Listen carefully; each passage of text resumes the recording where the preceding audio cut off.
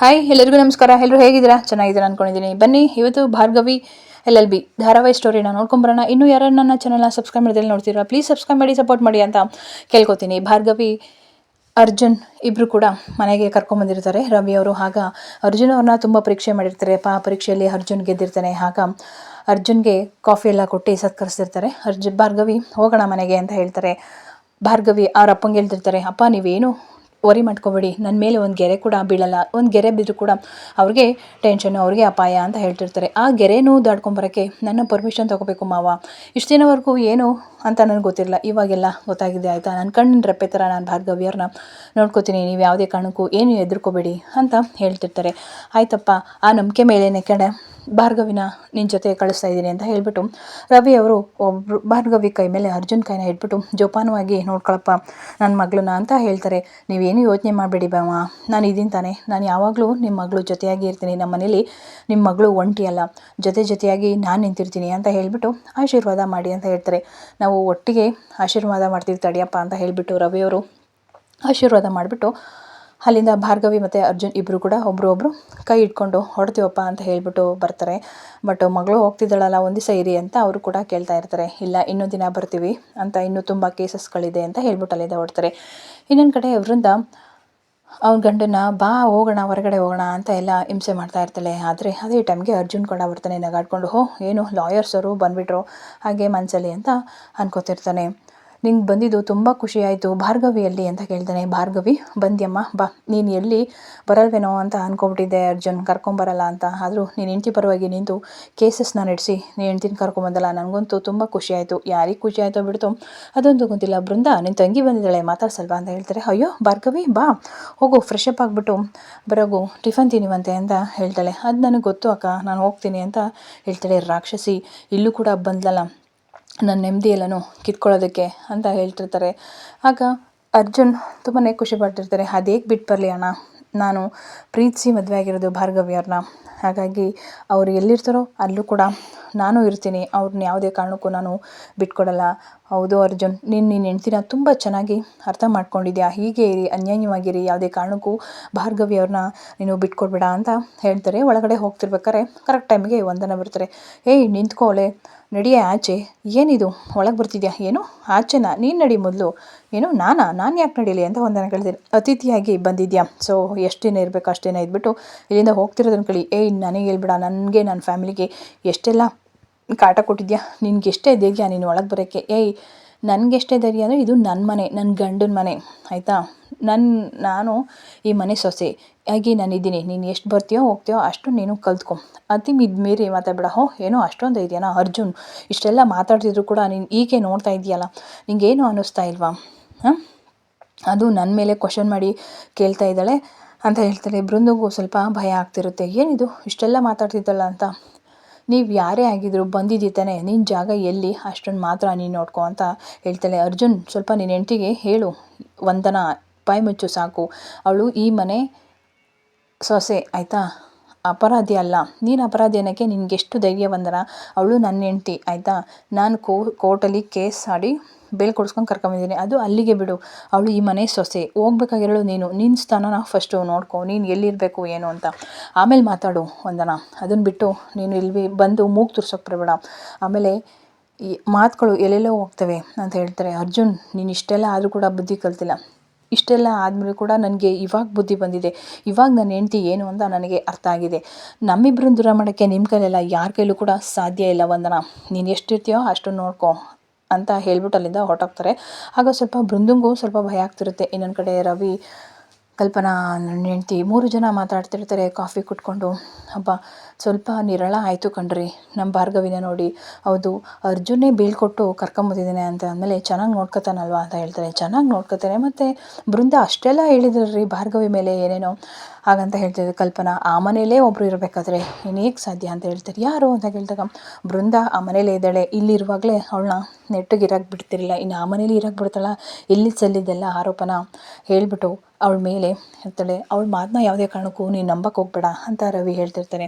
ಆಯಿತು ರೀ, ಬೆಟ್ಟದಂಥ ಕಷ್ಟ ಮಂಜಿನಂತೆ ಕರಗೋಗುತ್ತೆ, ನೋಡ್ತಾ ಇರು ಅಂತ ಹೇಳ್ತಾರೆ. ಹ್ಞೂ ರೀ, ಅದೊಂದಾದರೆ ಸಾಕು, ಎಲ್ಲ ನೆಮ್ಮದಿ ಆದರೆ ಸಾಕು, ಈ ಕೇಸಿಂದ ಆದಷ್ಟು ಬೇಗ ಅರ್ಜುನ್ ಹೊರಗಡೆ ಕರ್ಕೊಂಬಂದರೆ ಸಾಕು ರೀ, ಅಷ್ಟೇ ಸಾಕಾಗಿದೆ. ನಮ್ಮ ಭಾರ್ಗವಿ ನೆಮ್ಮದಿಯಾಗಿದ್ದರೆ ಸಾಕು, ನೀನೇನು ಯೋಚನೆ ಮಾಡಬೇಡ ಆಯಿತಾ ಅಂತ ಹೇಳ್ತಾರೆ. ಇನ್ನೊಂದು ಕಡೆ ರಮ್ಯಾ ಯಾವುದನ್ನು ಕುಡೀಲಿ ಯಾವುದನ್ನು ಬಿಡಲಿ ಅಂತ ಹಾಗೆ ಗ್ಲಾಸಲ್ಲಿರೋದನ್ನೆಲ್ಲ ಅಲ್ಲಾಡಿಸಿ ನೋಡ್ತಾ ಇರ್ತಾಳೆ, ಸ್ಮೆಲ್ ನೋಡ್ತಾ ಇರ್ತಾಳೆ.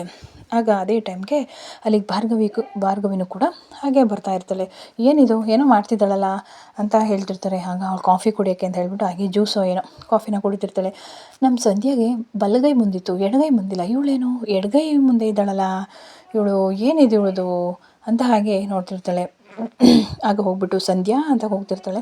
ನೋಡ್ತಾನೆ ಇರಲ್ಲ. ಸಂಧ್ಯಾ ಅಂತ ಕೂಗ್ತಿರ್ತಾಳೆ, ನೋಡೋದೇ ಇಲ್ಲ. ಇನ್ನೊಂದು 2-3 ಸಲ ಕೂಗ್ತಾನೆ ಇರ್ತಾಳೆ. ಆಗ ಹತ್ರ ಹೋಗ್ತಾಳೆ, ಸಂಧ್ಯಾ ಅಂತ ಹೇಳ್ತಾಳೆ. ನಾನು ಸಂಧ್ಯಾ ಅಲ್ವಾ ಅಂತ ಹೇಳಿಬಿಟ್ಟು ಆ ರಮ್ಯಾ ಹೇಳಕ್ಕ ಅಂತ ಹೇಳ್ತಾಳೆ. ಏನು ಸಂಧ್ಯಾ ಇದು, ನಾನು ನಿನ್ನನ್ನು ಅಷ್ಟು ಸಲ ಕೂಗ್ತಾ ಇದ್ದೀನಿ, ತಿರುಗೇ ನೋಡ್ತಿಲ್ಲ ನೀನು, ಏನಿದು ನನ್ನ ಮರ್ತ್ಕೊಂಡ್ಬಿಟ್ಯಾ, ನಾನು ಯಾರು ಅಂತ ನಿನಗೆ ಗುರ್ತೇ ಸಿಗ್ತಿಲ್ವಾ ರಮ್ಯಾ ಸಂಧ್ಯಾ ಅಂತ ಕೇಳ್ತಾಳೆ. ಇಲ್ಲ ಅಕ್ಕ, ಗುರ್ತು ಸಿಗ್ತಿದೆ, ಹೇಳು ಇವಾಗ ಹೇಗಿದೆಯಾ, ಚೆನ್ನಾಗಿದೆಯಾ, ಇವಾಗ ಹುಷಾರಾಗಿದೆಯಾ ಅಂತ ಕೇಳ್ತಾಳೆ. ಹ್ಞೂ ಅಕ್ಕ, ಇವಾಗ ಹುಷಾರಾಗಿದ್ದೀನಿ. ಹೌದು, ನೀನು ಎಲ್ಲಿ ಆಕ್ಸಿಡೆಂಟ್ ಆಗಿದ್ದು, ಎಲ್ಲಿದ್ದೆ, ಏನು ಎತ್ತ ಅಂತ ಎಲ್ಲ ಕೇಳ್ತಾ ಇರ್ತಾಳೆ. ಹೌದಾ, ಹಾಗಾದರೆ ಇವಾಗ ಹುಷಾರಾಗಿದೆಯಾ ಅಲ್ವಾ ಅಂತ ಹೇಳ್ತಾಳೆ. ನನ್ನನ್ನು ಮಾತಾಡ್ಸೋದೇ ಇಲ್ಲ, ನಾನು ಹತ್ರ ಬಂದ್ರೂ ಅದು ಅಕ್ಕ ಅಂತ ಹಾಗೆ ಕ್ವಶನ್ ಕೇಳ್ತಿರ್ತಾಳೆ. ನಿಮ್ಮ ಅಪ್ಪ ಅಮ್ಮ ಎಲ್ಲ ಹೇಗಿದ್ದಾರೆ? ಅಪ್ಪ ಅಮ್ಮ ಎಲ್ಲ ಚೆನ್ನಾಗಿದ್ದಾರೆ. ನಿಮ್ಮ ಅಪ್ಪ ಹೋದ ವರ್ಷ ಹೋಗ್ಬಿಟ್ರಂತೆ. ಹೌದಾ, ಅಯ್ಯೋ ಅಕ್ಕ, ನನಗೆ ಎಲ್ಲ ಮರ್ತೋಗ್ಬಿಟ್ಟಿದೆ ಅಕ್ಕ, ಟೆನ್ಷನಲ್ಲಿ ಏನೂ ಗೊತ್ತಾಗ್ತಿಲ್ಲ ಪೆಟ್ಟು ಬಿದ್ಮೇಲೆ ಅಂತ ಹೇಳ್ತಾಳೆ. ಇಲ್ಲ ಹೇಳು, ಹೋಗ್ಲಿ ನಿಮ್ಮ ಅಮ್ಮನಾದರೂ ನೆನಪಿದ್ಯಾ ಅಂತ ಕೇಳ್ತಿರ್ತಾರೆ. ಅದು ಅಮ್ಮನ, ಅಯ್ಯೋ ನನಗೆ ನೆನಪರ್ತಿಲ್ಲ ಅಕ್ಕ, ನನಗೆ ಎಚ್ಚರ ಆದಾಗ ನೆನಪು ಬಂದಿದೆ, ಇಲ್ಲಿ JP ನಿಮ್ಮ ಮನೆ ಅಕ್ಕ, ಹಾಗಾಗಿ ನಾನು ಇಲ್ಲಿಗೆ ಬಂದ್ಬಿಟ್ಟೆ.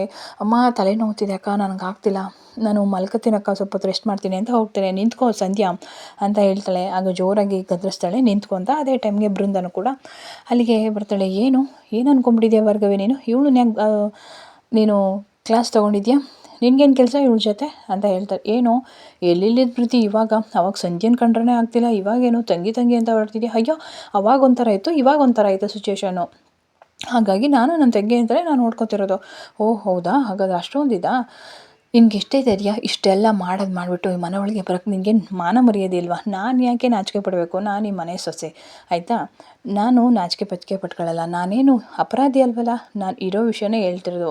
ಇದರಲ್ಲಿ ಯಾವುದೋ ಕಾರಣದ ಕೈಗಳು ಕೆಲಸ ಮಾಡಿ ನನ್ನನ್ನು ದೂಡಿದ್ದಾವೆ ಅಷ್ಟ ಅಂತ ಹೇಳ್ತಾರೆ. ನಿನ್ಗೆ ಎಷ್ಟೇ ಧೈರ್ಯ, ನೀನು ನೋಡ್ತಾ ಇರೋ, ನಿನ್ನನ್ನು ಯಾವುದೇ ಕಾರಣಕ್ಕೂ ಕೂಡ ನಿನ್ನನ್ನು ಇಲ್ಲಿರೋಕ್ಕೆ ಬಿಡಲ್ಲ ಕಣೆ ಭಾರ್ಗವಿ, ಈ ಮನೆ ನಂದು, ಇಲ್ಲಿ ನಾನೇ ಮಹಾರಾಣಿ ಆಗಿರಬೇಕು. ಹಲೋ, ನೀನೇ ಮಹಾರಾಣಿಯಾಗು, ನೀನೇ ಅಧಿಕಾರ ಇಟ್ಕೊ, ನನಗೇನು ಆಯಿತಾ, ನಾನು ನನ್ನ ಗಂಡನ ಜೊತೆ ನಮ್ಮ ಮನೇಲಿದ್ದೀನಿ ಅಂತ ಹೇಳ್ತಾರೆ. ನೀವು ಆಚೆ ಕಳಿಸೋರ್ಗೂ ಏನು ಕಳೆಪುರಿ ತಿಂತಾರಾ ಅಂತ ಹೇಳ್ತಾಳೆ ಸಂಧ್ಯಾ. ಏನಿದು ಸಂಧ್ಯಾ ಹಿಂಗೆ ಮಾತಾಡ್ತಿದ್ಯಾ ಅಂತ ಕೇಳ್ತಾಳೆ. ನೋಡಿ ಬೃಂದಕ್ಕ, ಹೀಗೆ ನನ್ನ ಯಾವಾಗಲೂ ಬಾಯಿಗೆ ಬಂದಂಗೆ ಬೈತಾಯಿದ್ರು, ಹದ್ಲಿಸ್ತಾಯಿದ್ರು. ಸೊ ನಾನು ಭಯದಿಂದ ಹೀಗೆ ಸುಮ್ಮನಿರ್ತಾ ಇದ್ದೆ ಅಂತ ಏನೋ ಹೇಳ್ಬಿಟ್ಟು ಸುಮ್ಮನಾಗ್ತಾಳೆ. ಅದೇನು ಮಾಡ್ಕೊತೀಯ ಮಾಡ್ಕೊಳ್ಳೆ ಬೃಂದಕ್ಕ, ನೀನು ಬಣ್ಣ ಎಲ್ಲನೂ ಬಯಲು ಮಾಡೇ ಮಾಡ್ತೀನಿ. ನೀನು ಏನು ಅಂದ್ಕೊಂಡಿದ್ಯಾ ಅದನ್ನೆಲ್ಲ ಎಲ್ರಿಗೂ ತೋರಿಸ್ತೀನಿ. ಅವಾಗ ಏನು ಮಾಡ್ತೀಯೋ ಮಾಡ್ಕೊ, ಈ ಮನೇಲಿ ನೀನು ಇರ್ತೀಯೋ ನಾನು ಇರ್ತೀನೋ ಗೊತ್ತಾಗುತ್ತೆ ಅಂತ ಹೇಳಿಬಿಟ್ಟು ಚಾಲೆಂಜ್ ಮಾಡಿಬಿಟ್ಟು ಅಲ್ಲಿಂದ ಭಾರ್ಗವಿ ಹೊರಟೋಗ್ತಾಳೆ. ಆಗ ಸಂಧ್ಯಾ ಇವಳನ್ನಂತೂ ಸುಮ್ಮನೆ ಬಿಡಬಾರ್ದು ಅಂತ ಹೇಳ್ತಾರೆ. ಇನ್ನೊಂದು ಕಡೆ ಶ್ರೀಮಂತ್ ಮತ್ತು ಅರ್ಜುನ್ ಇಬ್ಬರು ಕೂಡ ಜೋರಾಗಿ ಖುಷಿಯಾಗಿ ಮಾತಾಡ್ತಿರ್ತಾರೆ. ಬಾಂಬಿದ ಒಂದು ಡ್ಯಾನ್ಸ್ ಮಾಡೋಣ, ಹಾಡು ಸಂತೋಷಕ್ಕೆ ಅಂತ ಹೇಳಿಬಿಟ್ಟು ಒಂದು ಡ್ಯಾನ್ಸ್ ಮಾಡ್ತಾ ಇರ್ತಾರೆ. ನನಗಂತೂ ತುಂಬ ಖುಷಿ ಆಯಿತು. ಹೆಂಡ್ತಿಗೋಸ್ಕರ ಏನು ಬೇಕಾದರೂ ಮಾಡ್ತೀನಿ ಅನ್ನೋದು ನೀನೇ ಒಂದು ಉದಾಹರಣೆ ಬಾಂಬಿದ. ಹೆಂಡ್ತಿ ಕಷ್ಟದಲ್ಲಿದ್ದರೆ ಕೈ ಜೋಡಿಸ್ತೀಯ, ಏನೇ ಕಷ್ಟ ಬಂದರೂ ಅವಳಿಗೆ ನೆರವಾಗಿ ನಿಲ್ತೀಯ. ಈಗ ಕೋರ್ಟಲ್ಲಿದ್ದರೆ ಅವಳನ್ನ ಬಿಡಿಸ್ಕೊಂಬಂದಿದ್ಯಾ, ನೀನಿದ್ರೆ ನಿನ್ನಂಥ ಗಂಡ ಇರ್ಬೇಕು ಕಣಪ್ಪ ಮಾವ, ನೀವು ಒಂಥರ ನನಗೆ ಹೆಲ್ಪು. ಎಲ್ಲರೂ ಕೂಡ ದೂರ ಮಾಡೋಕ್ಕೆ ನೋಡಿದಾಗ ನೀನು ನಮ್ಮ ಜೊತೆ ನಿಂತುಕೊಂಡು ಸಹಾಯ ಮಾಡಿದ್ಯಾ, ಅರ್ಥ ಮಾಡಿದ್ಯಾ ಅಂತ ಹೇಳ್ತಾರೆ. ಥ್ಯಾಂಕ್ ಯೂನಪ್ಪ, ನಿಮ್ಮ ಪ್ರೀತಿಗೆ ನಾನು ದಾರಿದೀಪ ಆಗಿದ್ದಾನಲ್ಲ, ಅದೇ ನನಗೆ ಖುಷಿ. ಹೌದು, JP ಪ್ರಕಾರ ನಿಲ್ಲಕ್ಕೆ ಎಲ್ಲ ಯಾರಿಗಳು ತುಂಬ ಭಯಪಡೋರು, ಅದರಲ್ಲಿ ನೀನು ನನ್ನ ಮಗಳು ಇಬ್ಬರು ಕೂಡ ನಿಂತ್ಕೊಂಡು JPನ ಸಖತ್ತಾಗಿ ಆಲಿಸಿದ್ರಿ.